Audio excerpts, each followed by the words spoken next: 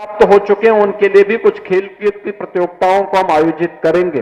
पहले वार्ड स्तर पर, फिर महानगर के 4 से 6 अलग अलग छोटे छोटे उपनगर नगर बना करके उस स्तर पर, और फिर महानगर स्तर पर इस पूरी प्रतियोगिता को हम आयोजित करेंगे।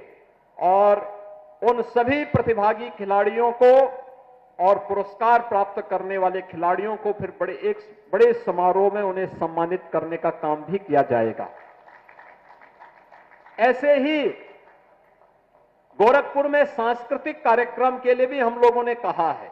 ये जनवरी प्रथम सप्ताह में प्रतियोगिता होगी, जिसमें कला की अलग अलग विधाओं के बारे में, गायन है, वादन है, नृत्य है, नाट्य है, इन सब की प्रतियोगिताएं आयोजित होंगी। और 11 से 13 जनवरी को जब गोरखपुर महोत्सव के आयोजन होंगे, तो मुख्य महोत्सव के कार्यक्रम में जो प्रतिभागी सर्वोच्च अंक प्राप्त करेंगे गायन, वादन, नृत्य, नाट्य में, उन्हें वहां पर सम्मानित करने का काम भी गोरखपुर महोत्सव के उस आयोजन में करेंगे। बहनों और भाइयों, आज खेल और खेलकूद की प्रतियोगिता के बारे में पिछले 11 वर्ष के अंदर भारी परिवर्तन हुआ है। कबड्डी हो, हॉकी, बैडमिंटन, एथलेटिक्स, इन सब के लिए पूरी दुनिया आपकी तरफ आंखें लगा करके देखती है। ओलंपिक हो, एशियाड हो, कॉमनवेल्थ हो, वर्ल्ड चैंपियनशिप हो, इन सभी खेलकूद की प्रतियोगिताओं में इन प्रतिस्पर्धाओं की एक नई मांग और एक नई प्रतिस्पर्धा यहां पर खड़ी हो चुकी है। और इसी को ध्यान में रख करके सरकार ने तय किया कि हर गांव में एक खेल का मैदान होना चाहिए। देखिए, ये स्पोर्ट्स कॉलेज का कैंपस है, कितना भव्य स्टेडियम का निर्माण यहां पर भी हो रहा है। रीजनल स्पोर्ट्स स्टेडियम में भी पहली बार पक्का स्टेडियम बन रहा है। बहुत भव्य 63 करोड़ रुपए की लागत से स्टेडियम का निर्माण हम वहां पर करने जा रहे हैं।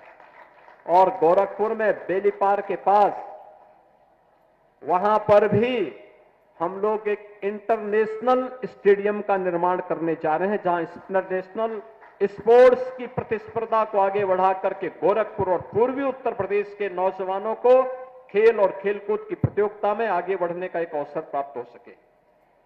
हर विकास खंड स्तर पर मिनी स्टेडियम और जनपद स्तर पर बड़ा स्टेडियम बने। मेरठ में हॉकी के जादूगर मेजर ध्यानचंद के नाम पर उत्तर प्रदेश का स्पोर्ट्स यूनिवर्सिटी का सत्र प्रारंभ हो गया है, और वहां पर बड़ा वर्ल्ड क्लास इंफ्रास्ट्रक्चर के साथ स्पोर्ट्स यूनिवर्सिटी का निर्माण भी वहां पर चल रहा है। हर कमिश्नरी स्तर पर स्पोर्ट्स कॉलेज बने, यह भी तैयारी है। और अभी मैं एक दिन गोरखपुर महानगर के सभी संस्थाओं के साथ बैठने वाला हूं, और मैं सबको बोलूंगा कि वे एक एक खेल को गोद लें। हर संस्था एक एक खेल को, कुछ सहयोग वो करे, कुछ सरकार करेगी। वहां पर अच्छे कोचेज रखे जाएंगे, बच्चों को खेल के लिए एक प्लेटफॉर्म प्राप्त होगा, आगे बढ़ेंगे। और जब हमारा युवा खेलेगा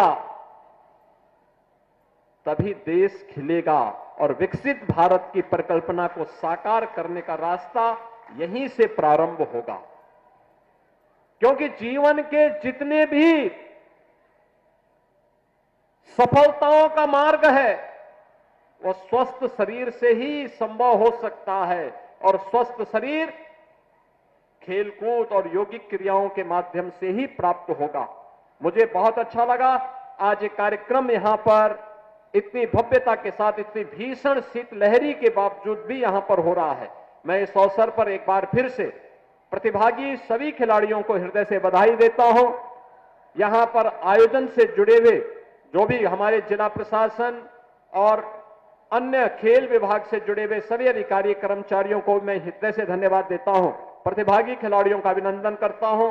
जिन्होंने स्थान बनाया है उनको बधाई, और जिन्होंने प्रतिस्पर्धा में भाग लिया है उन सबके प्रति मेरी मंगलमय शुभकामनाएं। और आप सुन रहे थे मुख्यमंत्री योगी आदित्यनाथ को। और फिलहाल बुलेटिन में बस इतना ही। यहाँ पे रुकेंगे एक छोटे से ब्रेक के लिए। ब्रेक के बाद